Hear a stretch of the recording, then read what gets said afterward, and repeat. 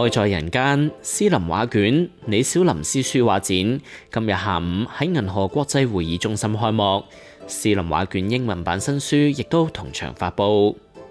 書畫展集中展出李小林嘅書法、繪畫等百餘幅作品。書法作品以18字楹聯嘅形式，講述一段真實嘅人生一甲子嘅故事。更有以歷代文人墨客鍾愛嘅梅蘭竹菊蓮丹心為主題創作嘅詩書畫作品。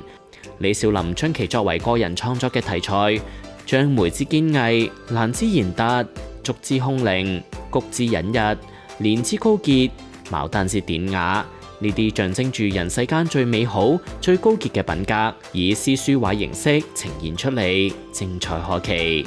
李小林幼承庭訓，熱愛中華傳統文化，致力於傳播民族傳統文化，堅持知行合一，繼承傳統，旨在激發更多當代年輕人熱愛傳統文化，樹立中華文化自信心。愛在人間詩林畫卷李小林詩書畫展由華夏文化促進會與澳門文化界聯合總會主辦，婦聯總會、歸僑總會、澳門日報與澳門佛教慈善會協辦，獲銀河娛樂集團、美高梅與永利澳門有限公司支持，